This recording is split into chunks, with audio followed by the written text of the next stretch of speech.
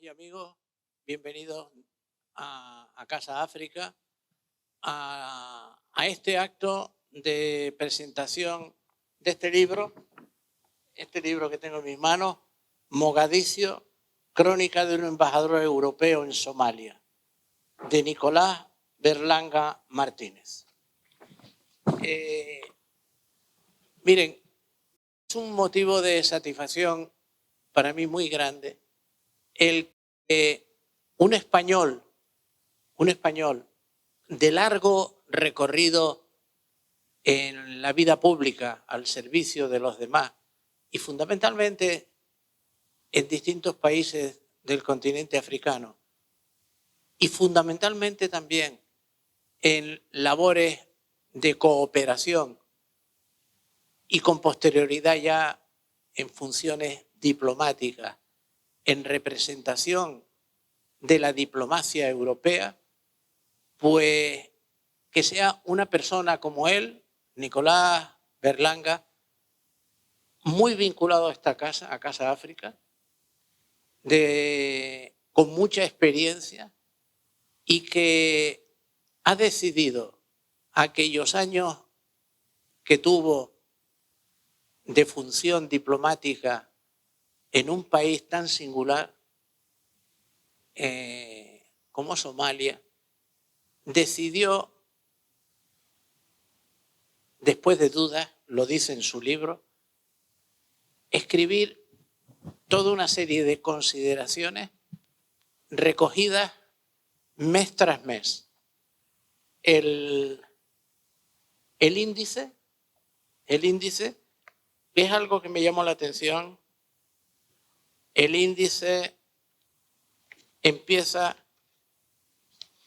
digamos, en tu llegada, ¿no?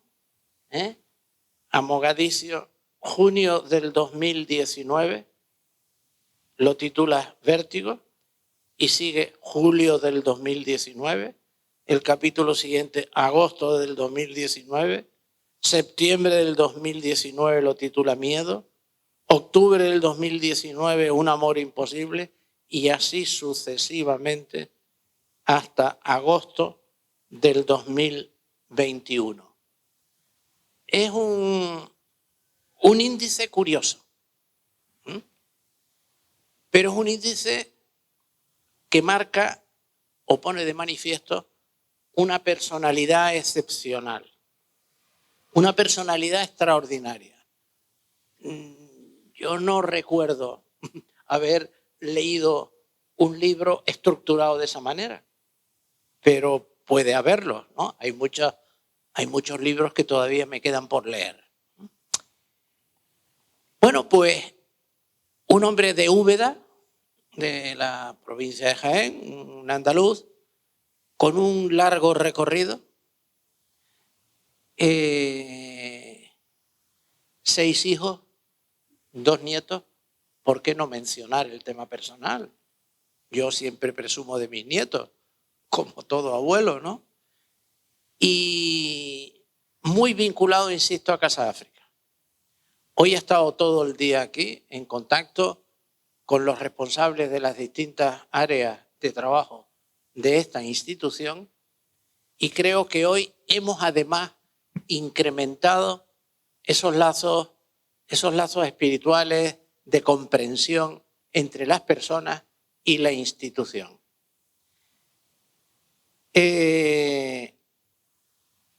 Diplomático europeo.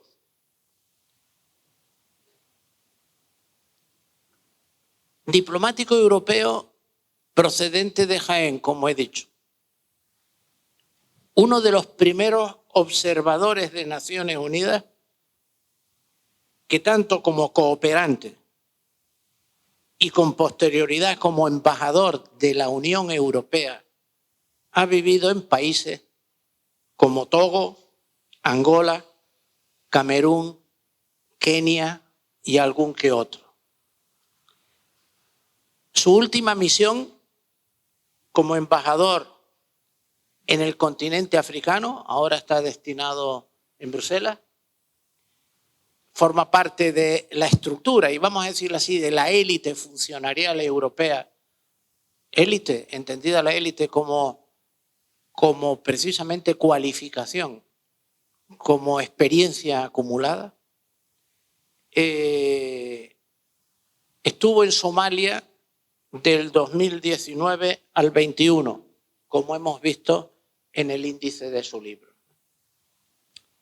Estuvo en una misión que acompañó desde el inicio con el propósito de contar lo que allí veía, con el propósito de escribir. Yo no sé si esta ha sido tu primera obra, pero si ha sido la primera, a mí me ha impactado, es decir, lo tengo marcado, como he dicho en otra ocasión equivalente, en la presentación de otros libros. Me gusta pues leer rotulador en mano. He marcado muchas frases que me han llamado la atención y que no es cuestión de que ahora pues te sometas a un examen al respecto. Pero sí que desde luego en conversaciones posteriores te iré preguntando. Hace un rato te pregunté, ¿pero quién es esa Pilar a la que hace referencia? Y era una funcionaria también española, ¿no? Destinada en Mogadiscio. Destinada en Nairobi, pero trabajando para Somalia. Trabajando para Somalia y destinada en Nairobi. Y me ha llamado mucho la atención el respeto y el afecto con el que tratas a la que fue, yo diría que secretaria tuya en la embajada, madre de 4 hijos. Fadumo, ¿no? Una mujer somalí. Exacto. Y otro capítulo ese muy interesante. Decirles a todos ustedes que los casi 30 relatos, porque me parece que son 30 meses, ¿no? Con los que integras esta obra, a muchos, a mí por ejemplo, que estoy en aprendizaje permanente, nos lleva a todo un conjunto de reflexiones y de consideraciones y a un enriquecimiento cultural de la evolución de ese país desde que alcanza la independencia hasta esta fecha en la que se producen acontecimientos que tú describes en el libro. Somalia, un país en el Cuerno de África, un país que ha sido, por los politólogos y por los gobiernos de otros países, ha sido considerado como un Estado fallido o como un Estado frágil. Así lo han definido algunos medios de comunicación. Desde que la guerra civil en el 91, en 1991, llegó a colapsar esta república. En la primera década del siglo XXI en el que nos encontramos, en las noticias españolas se hablaba de Somalia fundamentalmente por la piratería marítima en sus costas. Eso alcanzaba niveles de notoriedad. Afortunadamente ha ido remitiendo en los últimos años. Y desafortunadamente, hoy en día, la lámina de agua del Océano Atlántico, contada desde el perímetro del Golfo de Guinea hacia adelante, es una lámina de agua que muchos expertos califican como la lámina de agua con mayores índices de peligrosidad y de piratería en el globo terráqueo. No sé si es correcto o no, o es un poco exagerado el término, pero lo he leído en algunas noticias de prensa. Después de haber saboreado un poco ligeramente el libro, porque a lo largo de las últimas semanas hemos tenido actividades muy diferentes, yo desprendo algunas apreciaciones que pueden estar equivocadas, pero son todas positivas, ¿eh? Y no todo ha de ser positivo en la vida, ¿no? En primer lugar, quiero poner en valor, se refleja en el libro, la vasta experiencia y los conocimientos que tiene. Se trata de un libro escrito... Yo tengo 60 años, José, y creo que eso no me contribuye. Yo te supero, pero sin llegar a ese nivel. Supero en años, pero no en el nivel intelectual. Como digo, su vasta experiencia y conocimiento nos configura un hombre culto con una enorme sensibilidad que también domina la ironía y el fino humor, como me lo acabas de poner de manifiesto ahora en este comentario de los 60 años. Estas cualidades me permiten afirmar que diseccionan la realidad que te rodea. O sea, te ha permitido ir cortando, troceando.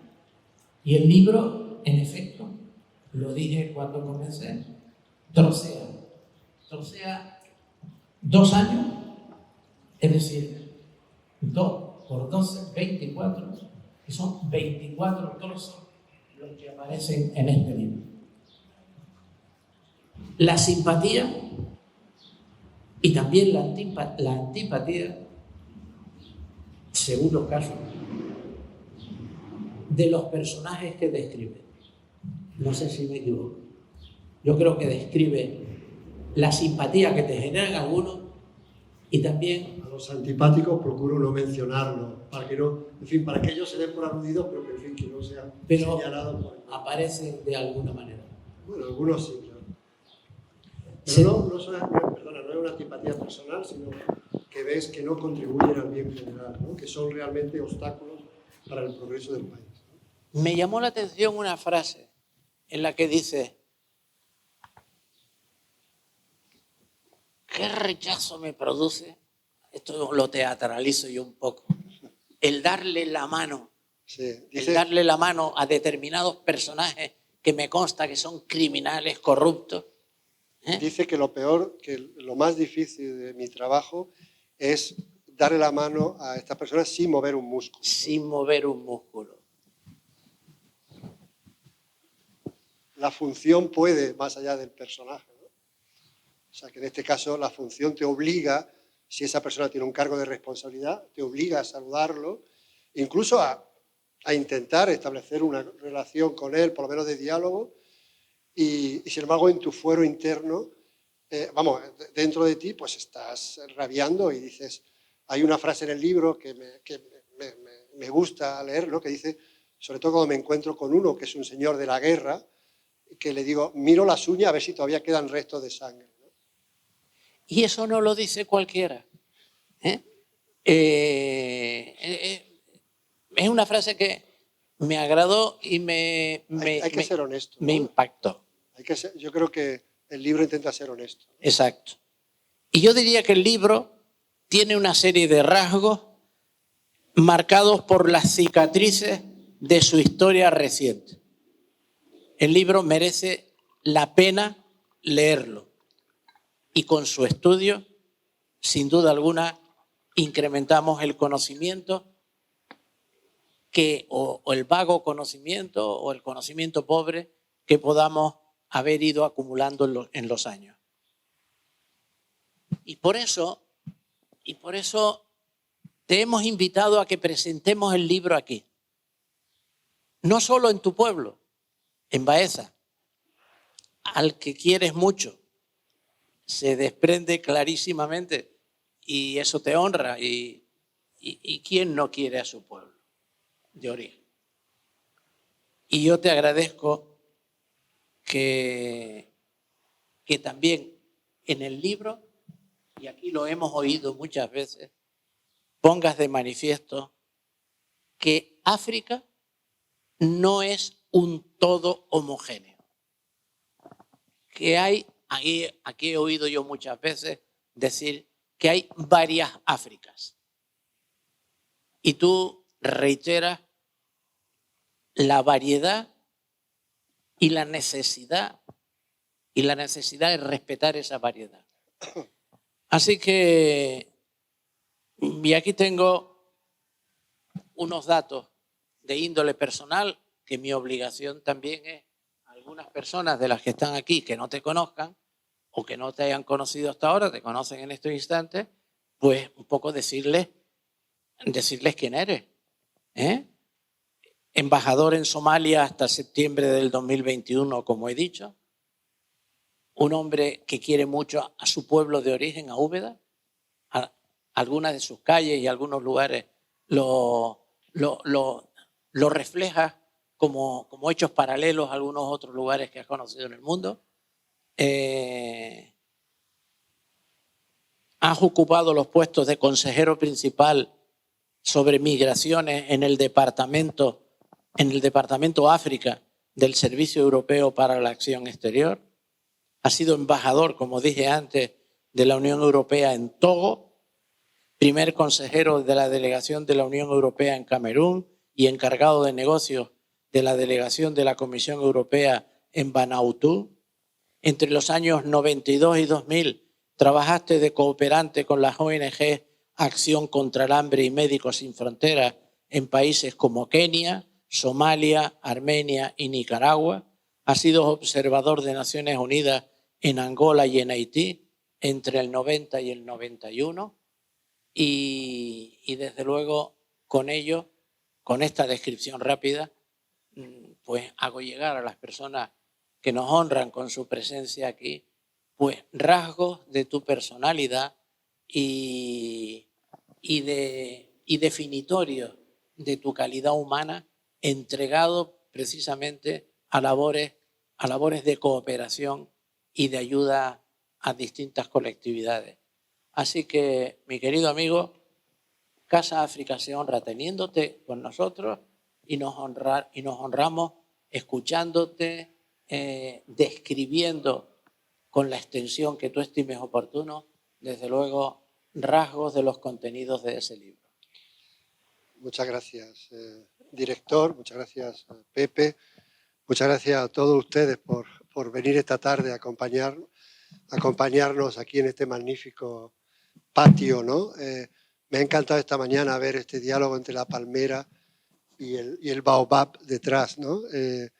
En fin, creo que el edificio que me han contado esta mañana, su historia, ¿no? Que era un edificio de una administración, pues se le ha dado un toque moderno, sin embargo, un toque africano también, creativo, y la verdad es que me siento muy a gusto. Así que eso, primero de todo, gracias a vosotros, a los compañeros de Casa África y a todas las personas que nos acompañan. Gracias por tu presentación. Vuelvo a reiterar, yo creo que cuando uno va acumulando años, claro, su currículum se extiende, pero es verdad que hay una línea argumental, y la línea argumental de mi vida es África, en distintas etapas, ahora como diplomático europeo. Y en el libro se destapan... Bueno, el libro, primero de todo tengo que confesar que yo cuando me fui a Somalia no tenía pensado escribir un libro. Cuando me fui a Somalia, un grupo de amigos me animan a que les escriba. Y entonces yo empiezo con mi teléfono en los desplazamientos, con el WhatsApp, a preparar mensajes, muchas veces en el avión, de estos que tú envías, pero no sale hasta que no pisas tierra y coges conexión de nuevo. Y de pronto pues vi que aquello iba cogiendo forma y entonces pues ya empecé a cambiar ordenador. El libro, aunque me alegra mucho que te haya sorprendido esta distribución por mes, en realidad son entradas, ¿no? Cada mes tienes un número de entrada. El título que aparece en el índice es de la primera entrada de cada mes.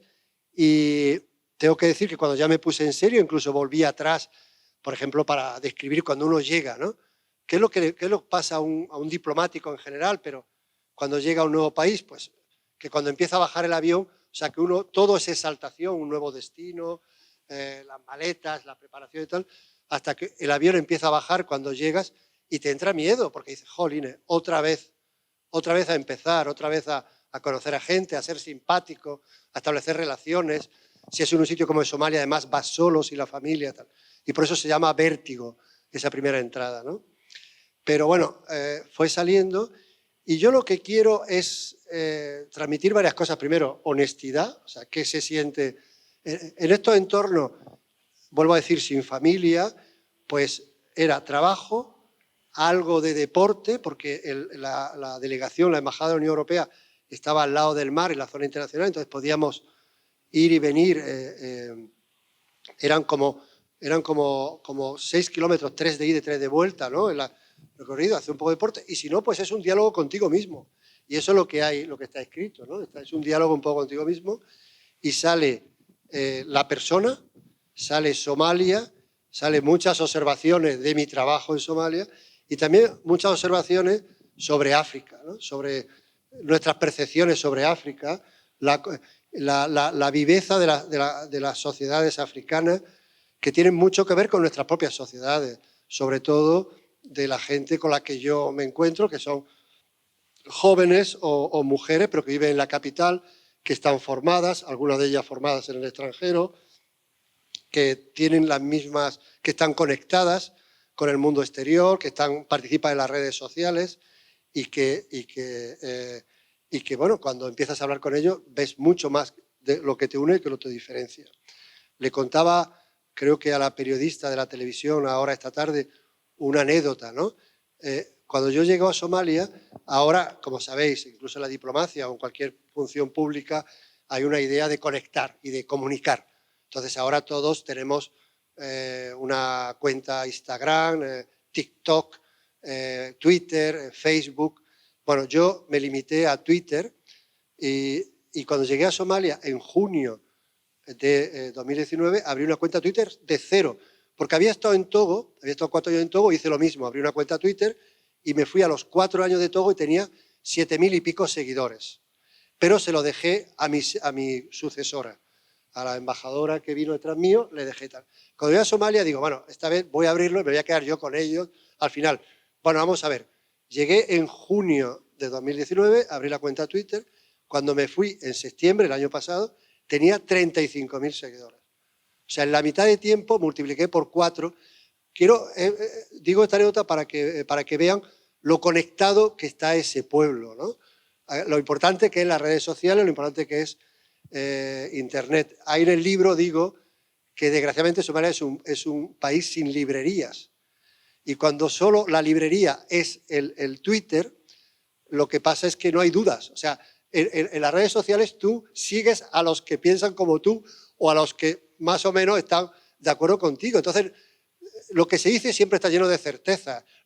Cuando uno lee un libro, se puede llevar una sorpresa, ¿no? O entra el debate, ¿no? Y a mí me parece eso que empobrece, pero bueno, esa es la realidad, ¿no? Pero la realidad es que Somalia es, después de Sudáfrica y Kenia, el tercer país más conectado. En Somalia, en Mogadiscio, en Hargeisa, la capital de Somalilandia, tú pagas con tu móvil, como aquí se está imponiendo, pero ellos antes que nosotros, como digo, la gente joven pues se mueve como nuestros hijos y eso es lo que yo quería un poco transmitir, ¿no? Dentro de esa complejidad que tú decías, ¿no? Y bueno, pues en fin, no es un libro quizá para leerlo de corrido, pero sí es un libro para el que esté interesado en eso, en entrar un poco más, ¿no? Y en darse cuenta de lo que hay detrás de la fachada y de esas percepciones que tenemos. Hombre, veo las caras, veo vuestras caras y me di cuenta que si habéis venido aquí es porque os interesa África y porque seguís esto, pero desgraciadamente cuando salimos de aquí, cuando hablamos con nuestros amigos, cuando comentamos la tragedia que ha pasado esta semana en la frontera entre Nador y Melilla, pues nos encontramos que hay muchos prejuicios, muchos lugares comunes y poco conocimiento. Ahí tenemos que hacer el esfuerzo. Y este libro, el trabajo magnífico que hace Casa África, pues intenta añadir un poquito más a eso, ¿no? Has dicho varias cosas. Yo no considero Somalia un estado fallido. Es una clasificación artificial. No es. Somalia es un país que de pronto cae totalmente. Las instituciones desaparecen. La economía, curiosísimo esto, la economía se mueve, se muda. O sea, la gente que tiene dinero se va y se van, muchos de ellos se van a Kenia y ahora los mayores propietarios inmobiliarios de Kenia, del país de Kenia, son somalíes de que vienen con la economía, ¿no? La gente se va en desbandada, los que tienen menos medios se van a los campos de refugiados. El campo de refugiados más grande del mundo está en la frontera entre Kenia y Somalia todavía, Dadaab, casi 1 millón de personas, pero muchísima gente se va a Estados Unidos, se va al Reino Unido, se va a países europeos, se va a países del Golfo y se llevan con ellos la idea de su país. Los somalíes es como pasa con otros pueblos, como los libaneses, como los armenios, como estos pueblos se van con el país, o sea, son naciones globales. Y esto también lo intento razonar un poco, argumentar un poco en el libro, ¿no?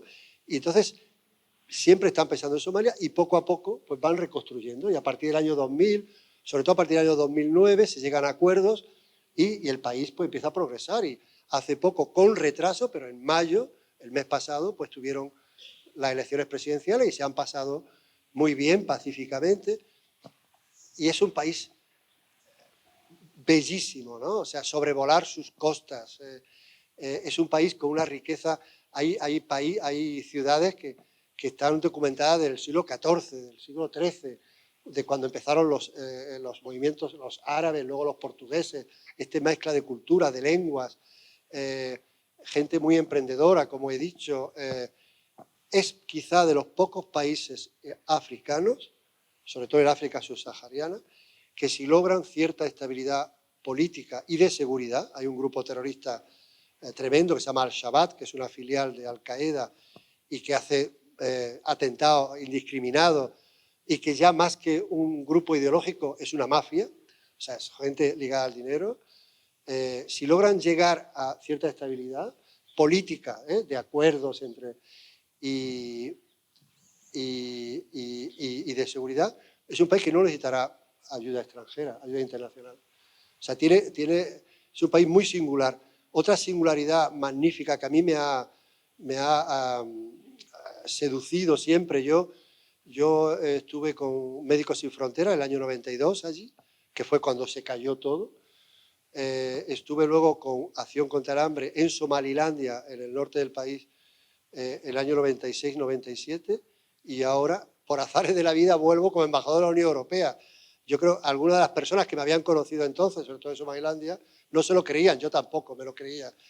Pero bueno, y me ha seducido siempre, lo que me ha gustado mucho es ver un pueblo de cultura nómada. O sea, no los nómadas, no los tuareg y tal, que sí, que también lo tienen y que se mueven, sino un pueblo que se ha sedentarizado, o en parte se ha sedentarizado, pero en su cabeza siguen funcionando como con las estructuras nómadas. La estructura nómada básicamente significa que el Estado no lo necesita, nunca se vuelven hacia las instituciones para pedir algún tipo de asistencia.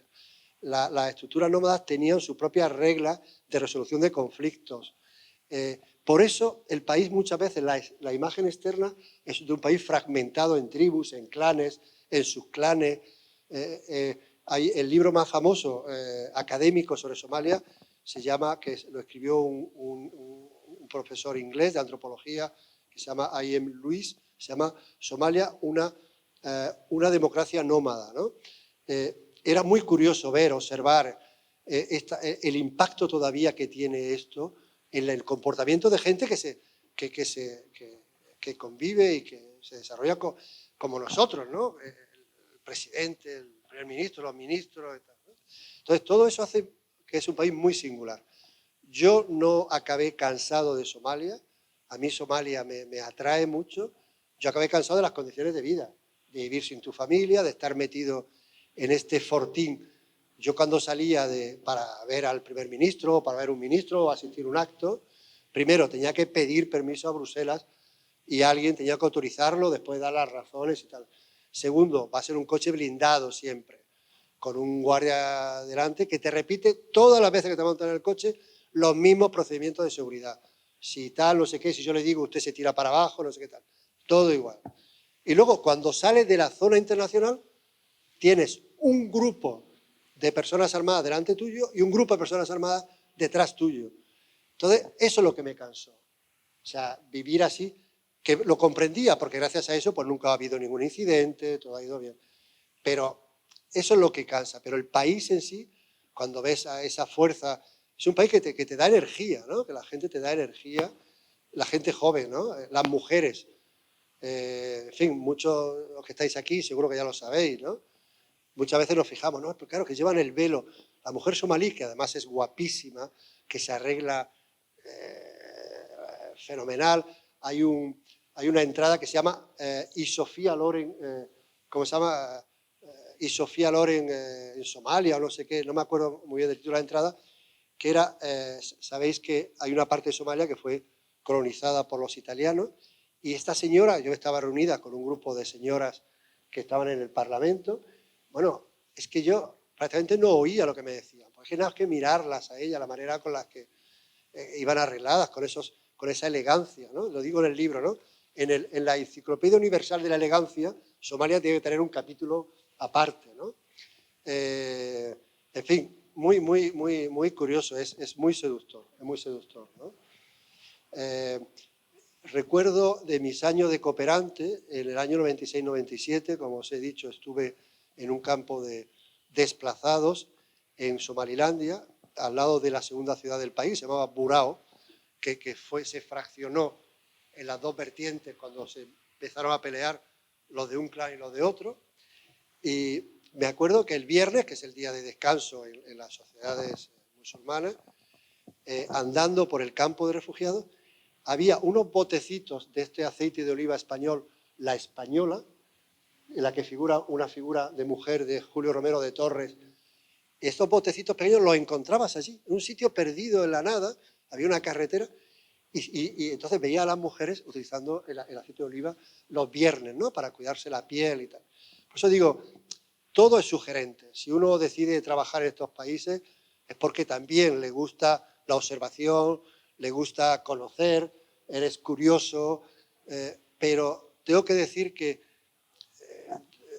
Somalia ha sido algo especial, y digo al final del libro que me fui, cuando me monto en el avión de vuelta, no sé, si uno se va con la sensación de que el capítulo ese no se ha acabado, ¿no? No lo sé, ya veremos a ver, pero en fin.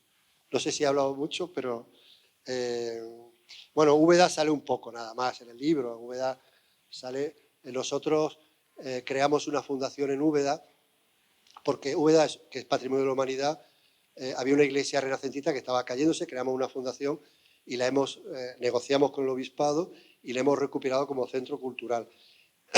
Y con la Universidad de Jaén hacemos unos seminarios sobre África todos los años, y este año, gracias a Casa de África, pues hemos completado ese seminario, nos han enviado un ponente de calidad y también unas películas que hemos proyectado a los alumnos. En fin, lógicamente uno como dices, refleja sus propias inquietudes, también lo que hace fuera de su trabajo, ¿no? Y por eso.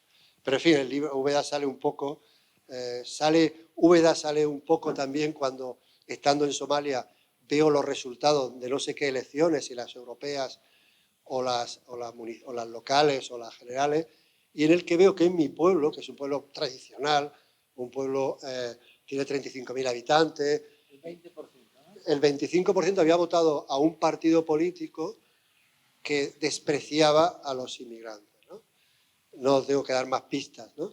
Recuerdo cuando mi padre leyó el libro sin publicar, pero tal, me dice, hombre, es que aquí, en fin, tengo que decir que mi padre, como la película de Berlanga, es independiente de derechas, ¿no? Pero me decía, hombre, es que aquí te metes en política y tal. Digo, no, tú fíjate bien. Yo lo que me meto es con un valor que creo que es universal, que es la compasión. Y no puedo aceptar que haya unas manifestaciones públicas y gente en un país, en un pueblo tan tradicional de comunión diaria, de Semana Santa, que haya gente que haya votado por un partido político que dice, no, los inmigrantes hay que tirarlos al otro lado de la alambrada. Si son irregulares no tienen acceso a la salud, son todos criminales. Yo creo que ahí no estamos hablando de política, no estamos hablando de ideología, estamos hablando de compasión. Y justamente uno de los valores fundamentales cristianos, humanos, es tener compasión con el que está en situación de debilidad, ¿no? Y entonces, pues ahí también se menciona a Úbeda un poco, pero en fin, Úbeda la hace muy lateralmente, ¿no? Hay algún homenaje a alguno de mis hijos, alguna de las entradas está dedicada a mis hijos, lógicamente un poco quizá de autojustificación por la ausencia, ¿no? Pero también a muchos amigos, algunos amigos, que en un momento dado pues había. En fin, yo creo que es un ejercicio honesto, que aquel que lo lea, pues bueno, pues como tú has dicho, José, muy bien, pues habrá un poco más, descubrirá un poco más de Somalia y sobre todo descubrirá un poco más de lo fundamental de todo el trabajo que hacemos nosotros, seguro que muchos de vosotros, que hace Casa África. Y es que cuando uno mira la demografía africana, la demografía europea, cuando uno mira nuestra capacidad de crecimiento económico y el crecimiento económico de África, tiene que darse cuenta de una cosa que no es una verdad, es un hecho, y es que nuestro destino está unido. Y contra más tardemos en darnos cuenta y en trabajar para crear ese destino común, pues más costará. Pero eso, yo creo que eso es como digo, es un hecho, y eso es lo que intenta un poco el sustrato detrás del libro, ¿no? ¿Quieren formular alguna pregunta, alguna persona?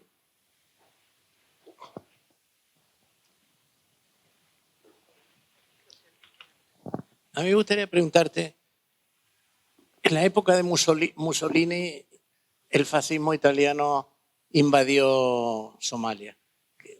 ¿Quedó alguna huella de alguna característica social? Sí. Ha quedado, por ejemplo, hay una universidad, la Universidad de Mogadiscio, que ahora mismo está cerrada, pero cuando uno la sobrevuela, ha quedado, o sea, antes del debacle social, había como 70 profesores italianos en la Universidad de Mogadiscio. La gente mayor habla italiano, mucha gente habla italiano, está muy presente. Yo creo que en la mentalidad del somalí hay también rasgos culturales. Una de las comidas principales es la pasta, comen pasta todos los días. O sea, eso no nace, no es originario de Somalia. Sí hay rastros, pero yo diría rastros culturales. Si habéis tenido la oportunidad, o alguien tiene la oportunidad difícil, el verdadero, digamos, monumento arquitectónico de la huella italiana en África es en Asmara, en la capital de Eritrea, ¿no? Que es una ciudad maravillosa desde el punto de vista arquitectónico, con unos edificios de vanguardia, unas gasolineras en aquel momento modernistas, unos teatros, ¿no? En Mogadiscio había cosas, pero yo creo que prácticamente nada. En el libro hablo que Estefanía me decía, pues aquí en Las Palmas también pasa lo mismo, ¿no? En el libro hablo de la alcaldía. La alcaldía está justo enfrente de la catedral. Y digo, qué listos los italianos, ¿no? Dios y el poder, ¿no? Por cierto, la catedral está derruida, están solo los muros, sin tejado. Yo tengo una foto que hizo una fotógrafa somalí que me gusta mucho porque se ve una figura de mujer pequeñita en medio de la catedral y los muros y tal, ¿no? Refleja muy bien. Y la alcaldía, pues es un edificio imponente, una especie de hospital antiguo, y claro, uno no podía dejar de pensar en mirar los dos edificios. Bueno, ahora que me has preguntado, me empiezan a salir mucho más recuerdos. El casco antiguo de Mogadiscio, había unos palacios, había uno que cuando pasaba con el coche me parecía, se llama Palacio Mediterráneo. Ahora totalmente derruido, quedan las fachadas y tal. Ahora viven desplazados, o sea, gente que se ha movido a la capital y ahí malviven, ¿no? En condiciones. O sea, ese lado del casco antiguo posiblemente donde más huella quedó. Ya no tanto de Mussolini, quizás de después. Pero fijaros ya también como anécdota, ¿no? Quizás esto a lo mejor ya lo sabéis, estoy un poco repitiendo, ¿no? Cuando ocurre la crisis, o sea, cuando llega la independencia, Somalia no es agresiva con el colonizador. Había muchos italianos que se dedicaban a cultivar la tierra.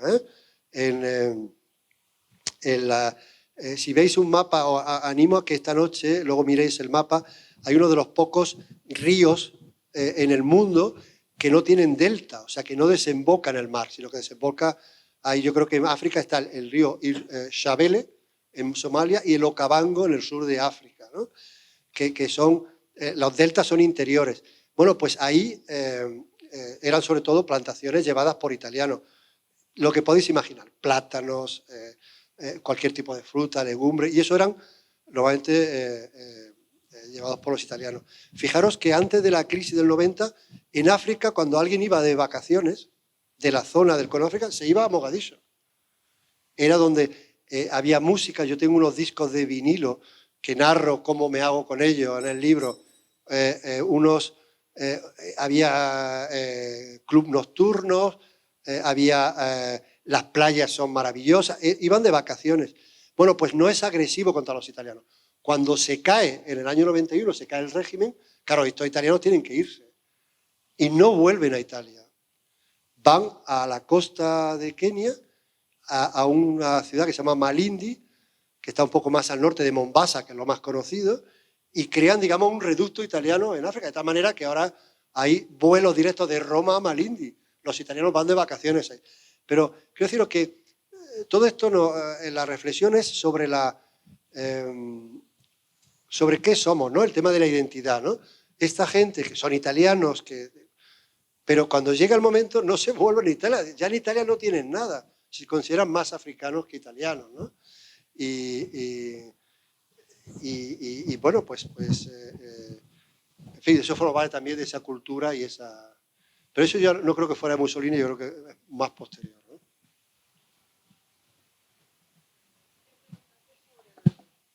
Sobre el COVID, hace referencia porque, claro, justo te pilló ahí los años del COVID.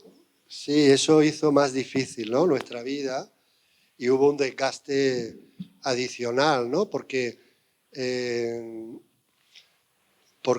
bueno, pues porque primero por la incertidumbre, ¿no? No sabíamos, de pronto no salíamos del país. Podíamos salir. De hecho, nosotros ayudamos a muchos ciudadanos europeos a salir del país. Pero claro, yo lo que hice fue reducir mi equipo al mínimo. Nos quedamos 5 personas. En Mogadiscio había otros que estaban en Nairobi. Y había una incertidumbre, ¿no? ¿Cuándo se acabará esto, no? Nos duró 3 meses. O sea, a partir de esto, que empieza a mediados de marzo, como sabéis, pues a finales de mayo ya empezamos a salir con vuelos charter.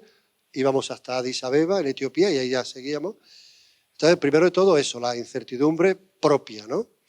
Segundo, cómo ayudar al país.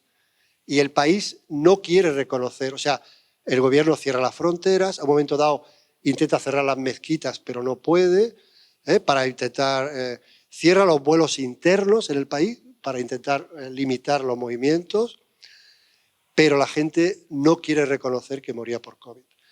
Y claro, ahí reforzamos mucho el contacto con la Organización Mundial de la Salud.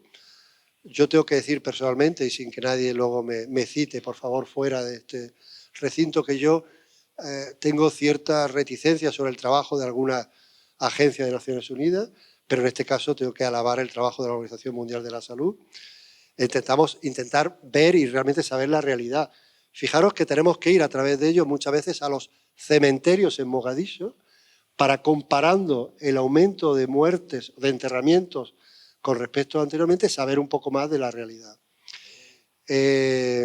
La población es muy joven, como he dicho antes, entonces el gran impacto fue la gente mayor. Y la gente mayor, allí se vive de manera tradicional. En las casas viven todas las generaciones. Viven los niños, viven los padres, viven los abuelos. Y son la gente joven que se lo transmite a los mayores. Y los mayores mueren sin que se reconozca o sin poner los medios, sino que muere, se le entierra como si fuera una muerte natural, ¿no? En fin, fue un periodo, digamos, eso, que hizo un poco más duro la estancia. Luego, en fin, ya la cosa se aligeró, vinieron otras nuevas oleadas, pero quisiera también dar un testimonio directo sobre el tema de las vacunas. En marzo del año 2021, un año después, empiezan a llegar vacunas a través de un mecanismo que se llama el mecanismo COVAX, que es un mecanismo en el que la Unión Europea contribuye y otros socios. Y recuerdo que la primera llegada fueron unas 300 y pico mil vacunas. Pues en junio, no recuerdo exactamente el porcentaje, pero un porcentaje importante hubo que tirarla porque llegaron a su fecha de caducidad. Para deciros eso, como la no aceptación del COVID. El COVID es verdad que era uno más de los factores de los desafíos sanitarios del país. Tienen muchos más. En muchos de ellos han mejorado el tema de la mortalidad infantil, ¿no? Se ha mejorado mucho el tema de las vacunas básicas, pero también para mostraros que muchas veces tendemos a cuantificar. Nos creemos que más vacunas o incluso más dinero es el problema. Y cada vez más tenemos que aceptar que es un problema no de cuantificación, sino de cualificación, de calidad de gobernanza, de calidad de instituciones, de calidad de equilibrio de poder, o sea, de que haya un sistema judicial que pueda responder en fin, pueda dirimir los conflictos. Y a mí me asusta todavía que se presta mucha atención al tema ya digo, de la cantidad, y no es un problema de cantidad, de calidad. Y el COVID fue un ejemplo claro de eso, ¿no? O sea, vosotros en Casa de África, diariamente yo recibo la revista de prensa. ¿Desde cuánto hace meses que está estancado en el 18%? Teniendo en cuenta que las estadísticas, cuando reúne a todo África, hay países que sí las tienen más consolidadas que otras, lo difícil que es realmente tener estadísticas, ¿no? Pero, en fin, eso muestra que hay de nuevo lo que digo, ¿no? Tenemos que centrarnos mucho más. La tragedia que ha pasado en Nador, en la frontera, ¿no? Yo todavía estoy esperando reacciones por parte de los países de origen de estas personas, que protesten, que hayan enviado a sus cónsules a Nador a recuperar esos cuerpos, que digan esto es no sé qué, que protesten, ¿no? Pero no hemos oído nada de esto, ¿no? Y yo creo que ahí está el tema, ¿no? Y yo creo que ahí, si alguien me preguntara, bueno, después de 30 años dando vueltas, ¿por dónde centraría? Yo me centraría en eso, ¿no? Me centraría en eso.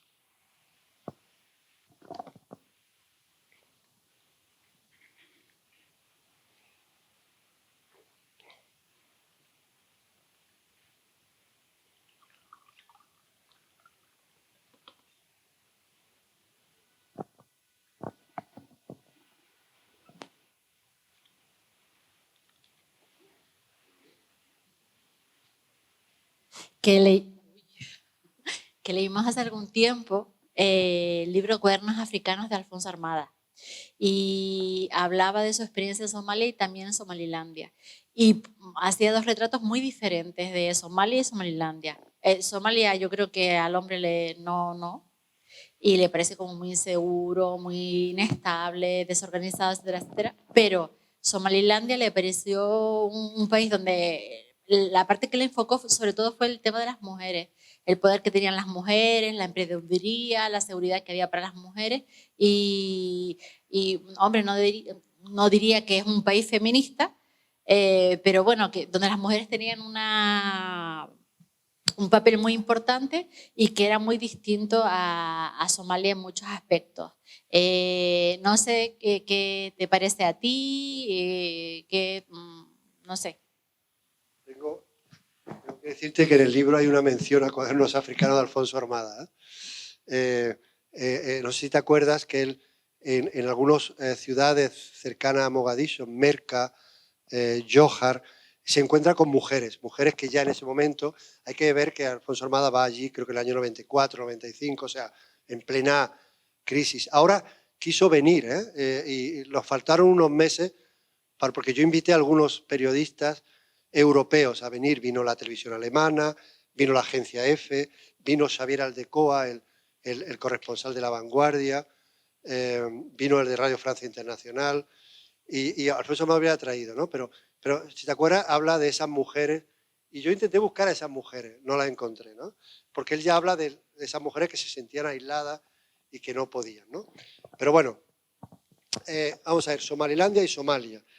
Somalilandia, aparte que yo la quiero mucho porque estuve allí un año, en el año 96-97, y ahora me han recibido con las manos abiertas, y si me preguntáis, ¿puedes decir 2 o 3 cosas a las que te sientas muy satisfecho de este tiempo en Somalia? Una de ellas es en Somalilandia, que me impliqué muchísimo, y con la fuerza de la Unión Europea logramos mediar para que elecciones parlamentarias que llevaban 10 años retrasadas se hicieran. Y es verdad que yo en Mogadiscio vivía en este recinto, alguien lo ha calificado como una jaula de oro, y iba a Hargeisa, la capital de Somalilandia, y me iba a un hotel en el centro de la ciudad. Por supuesto, llevaba guardaespaldas, había un coche blindado, pero convivía con la gente. Y aquello a mí me daba, era como con una jeringuilla enorme, me daba una ilusión y porque vamos, era fantástico. Y uno de mis hijos vino allí, la Universidad de Granada, con la que hicimos un acuerdo con la Universidad de Hargeisa, vinieron allí. Y entonces hay mucha fuerza, es muy distinto. Pero yo confío mucho que Somalia gane un poco terreno y se acerque a Somalilandia. Pero Somalilandia han conseguido muchísimo, ellos solos además, estando aislados, no teniendo acceso a financiación pública, al Banco Mundial. Nosotros tenemos proyectos, la Unión Europea tiene proyectos de cooperación, pero siempre proyectos de cooperación fuera del gobierno, no trabajando con el gobierno. Bueno, las mujeres. Las mujeres en general, tanto en Somalia, o sea, ninguno, ni Somalia ni Somalilandia son un ejemplo de feminismo institucional. Lo que hay es, se lo han ganado las mujeres, y se lo ganan las mujeres cada día. En Somalilandia hay una entrada de un libro de cuando estaban preparando estas elecciones, nosotros organizábamos unos debates, y hay una mujer que de pronto habla de revolución. Y yo digo, ¿cómo se atreve esta mujer a...? Además, estaban retransmitiendo el debate on live por Facebook. O sea, ya te digo, está todo el mundo conectado. Y yo en el libro, en la entrada que escribo, digo, pienso en su marido, ¿no? Para el marido eso es un estigma. O sea, seguro que luego se van a reír de él y van a decir, mira tu mujer, como diciendo... En fin, eso no es muy distinto de lo que pasaba aquí hace años. Pero bueno, ninguna de las dos instituciones son feministas. Hay que apoyarlas. En el sur, en Somalia, en las elecciones que ha habido ahora, intentamos que la mujer representara el 30%.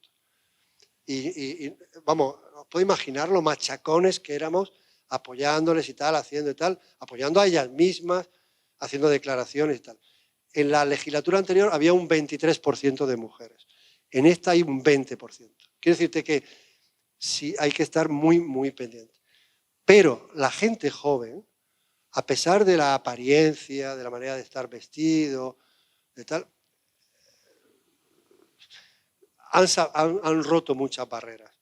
Luego la tradición, el patriarcado, limita mucho esas aspiraciones cuando son mayores. Fadumo, que para mí es la protagonista del libro, que aparece en 5 o 6 entradas o en más, Fadumo era una señora que su marido era consciente que trabajaba con la Unión Europea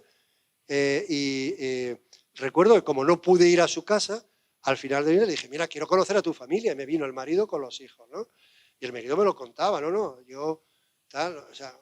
Pero Fadumo, por ejemplo, no decía que trabajaba en la Unión Europea. Fadumo a sus vecinos decía que era profesora, porque el decir que trabaja con la Unión Europea le ponía en peligro. Y entonces en el libro hay una anécdota que yo una vez le llamo de vez en cuando el COVID no venía a trabajar. Teletrabajaba, bueno, pues no trabajaba, ¿no? Ya podéis imaginar, pero bueno, era normal. Y una vez le digo, oye, Fadumo, ¿y ahora que no vienes, qué le dices a tus vecinos? Porque claro, no vas al colegio, pero no vienes a trabajar. Los vecinos van a sospechar. Dice, no, me decía ella, está en el libro, no, me voy al mercado. O sea, que lo que ella se iba al mercado y así desaparecía a la hora y luego volvía, ¿no? Bueno, pues eran mujeres realmente de verdad. Se podía establecer una relación muy, muy, muy cariñosa, muy fluida, muy verdad, ¿no? Hay que apoyarlas, ¿no? Y yo creo que eso es una virtud de la Unión Europea, y es que, bueno, José, tú hablabas antes de la piratería. Hay que decir que uno de los grandes éxitos europeos es la Operación Atalanta, que limitó la piratería, ¿no? Es una misión europea. Y en la mujer es igual, o sea, la Unión Europea es muy gratificante trabajar en nombre de la Unión Europea porque dentro de tu ADN está eso, también implicarte y el defender con muchísimo cuidado, dándole protagonismo a ellos y no a ti, pero apoyar ese tipo de iniciativas para ensanchar el espacio de la mujer. Y sin esa lucha constante, sin esa tensión que tú apoyas, ya te digo, dirigido por ellas, desgraciadamente la cosa iría para atrás. Tengo mucha confianza en las generaciones jóvenes.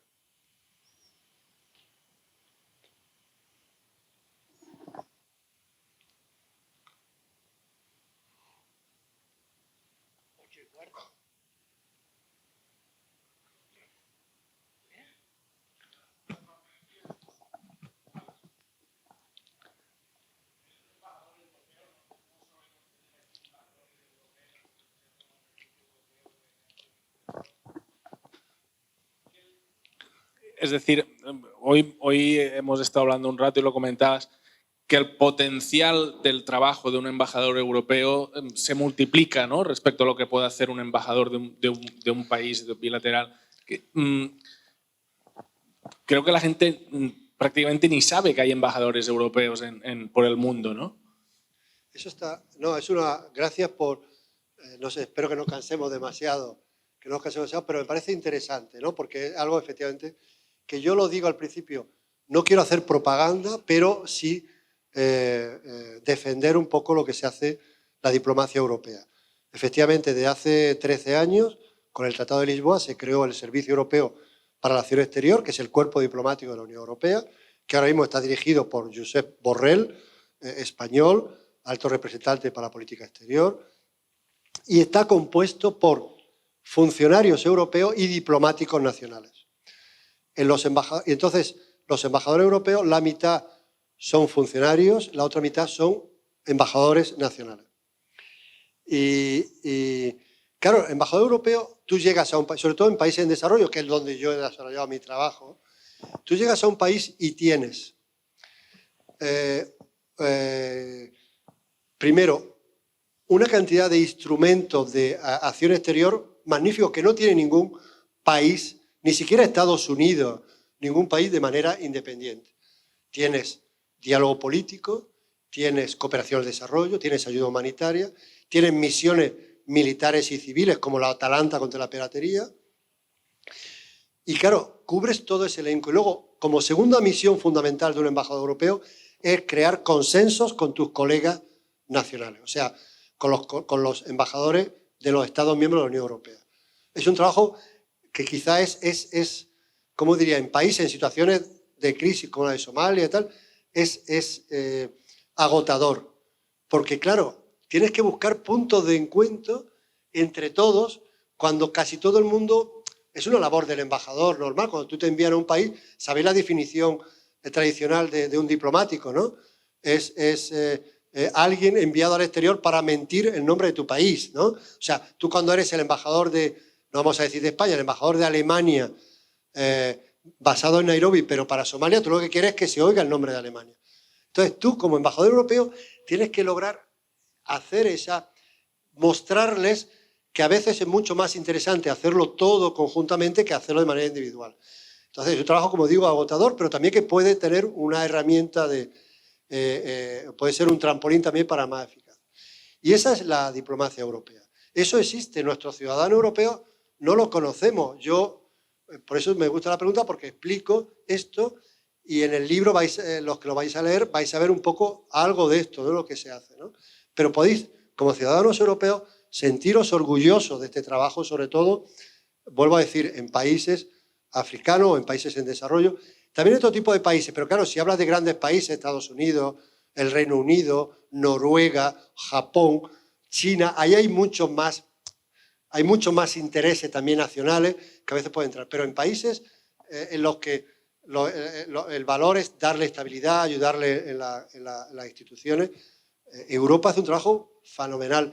Y yo me sentía y me siento muy dichoso de poder representarlo y poder trabajar en ese ámbito, ¿no?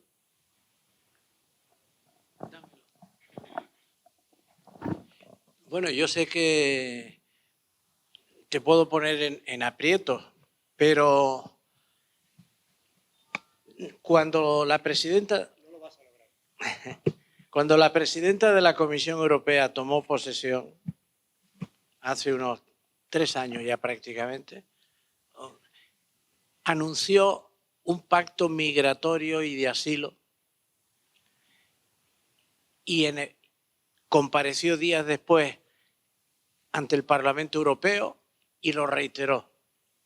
Y ese documento de pacto migratorio y asilo lo distribuyó entre los 26 países miembros de la Unión. Lo distribuyó entre los diferentes grupos parlamentarios del Parlamento Europeo ¿Y cómo está en estos momentos ese proyecto?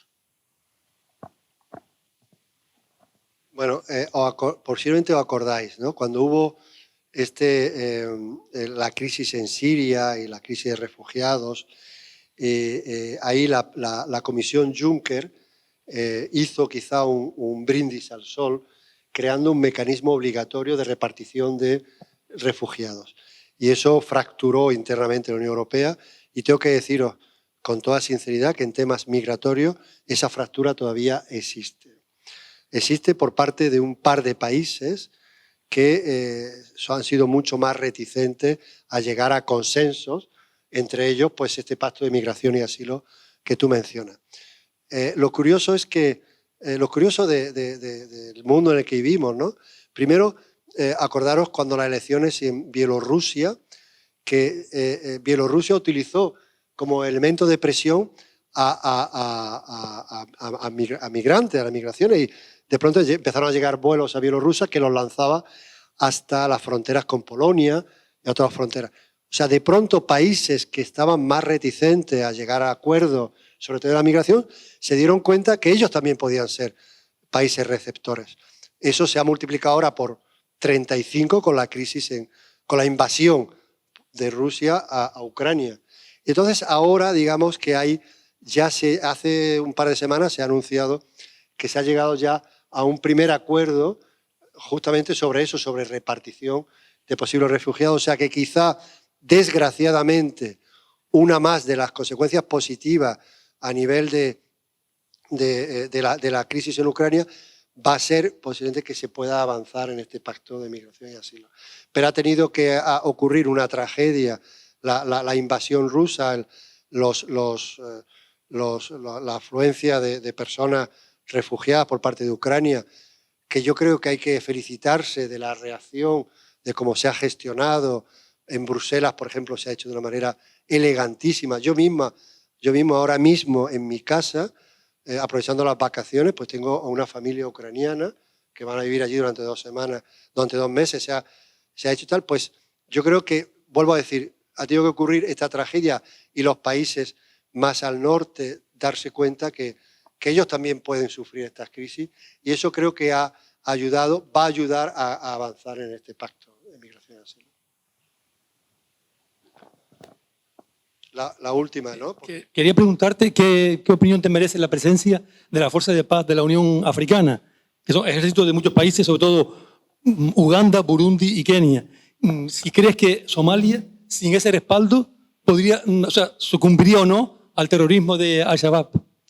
Sí, Burundi, Djibouti, Kenia y Uganda, Uganda y Etiopía. Sobre todo Uganda, sí. Y Etiopía. Mira, sin esa fuerza de paz, que por cierto pagamos nosotros, no sé si lo sabes, la Unión Europea paga los perdien, a esta fuerza, Somalia se hubiera colapsado. Ha habido movimientos, en los últimos años, ha habido movimientos de refuerzo del ejército somalí. Esperemos. El principal problema político, no de seguridad en Somalia ahora mismo, es el acuerdo entre el gobierno federal y los gobiernos federados. O sea, en Somalia, en la parte sur, hay 5 estados federales y el presidente que hubo antes, que era un señor con ideas más o menos progresistas, pero incapaz de llegar a acuerdos. Si lees el libro, yo lo digo, cuando yo voy a visitarlo, digo eso, ¿no? Y el presidente actual parece que sí, si llegan a un acuerdo y se ponen todos a luchar juntos, progresarán también las fuerzas de seguridad y hará quizá menos relevante la presencia de tropas africanas. Pero ahora mismo, sin eso, el país caería abajo. Los primeros los internacionales, porque ellos protegen la zona internacional. Son unos 20.000, creo, la fuerza. Mira, sobre los números es dificilísimo saberlo. Sí, se habla oficialmente de 20.000 o 18.000. Yo he visto a Etiopía, de la Fuerza de Etiopía, que un día llevan un distintivo y al día siguiente llevan un distintivo, porque también hay fuerzas etíopes en Somalia, enviadas bilateralmente.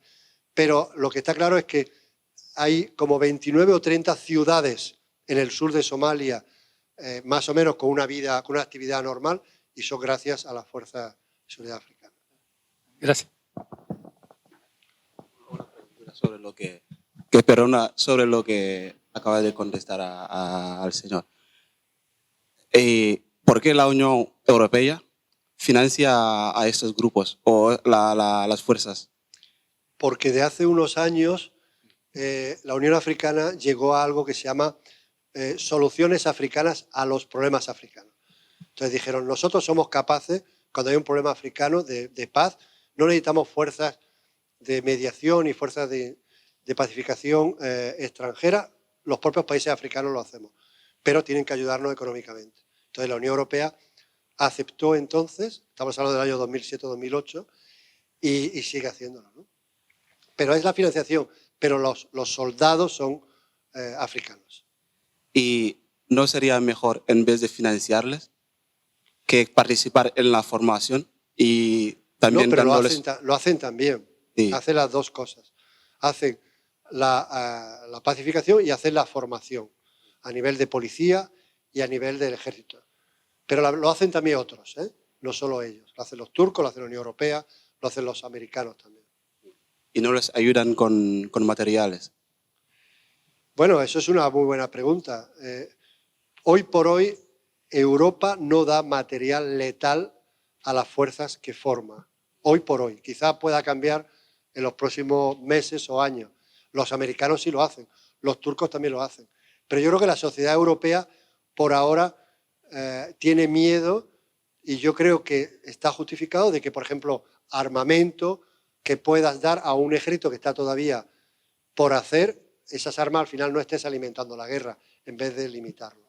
Porque nosotros tenemos un dicho que en vez de regalar a tu vecino el pescado que va a comer cada día, mejor enseñarle a pescar. Eso es muy conocido, amigo. Sí, entonces yo creo que es mi punto de vista, que antes de financiar todo eso, yo creo que mejor sería formar a los que están ahí en el terreno, nivel con materiales y todo eso. Así que, porque yo creo que esta financiación quizá favorece la dependencia de África, sigue favoreciendo la misma dependencia. Te estás utilizando unas reflexiones excesivamente generales. Estoy de acuerdo en que es mucho mejor capacitar y empoderar que regalar. O sea, en general, eso es una regla de oro de la cooperación y de las relaciones exteriores desde hace mucho tiempo. Pero aquí estamos hablando de una cosa muy particular, que es cómo crear un ejército de la nada. Cuando en un país muy fragmentado, en el que lo que realmente haces es a milicias, a gente que solo ha vivido y ha crecido a través de las armas, convertirlos en soldados.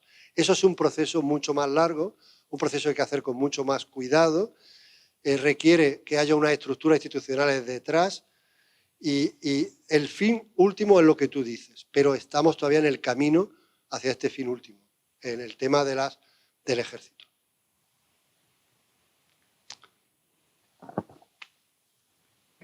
Solo decir que si alguien quiere el libro, está en la librería Canaima ahí No, con libros disponibles.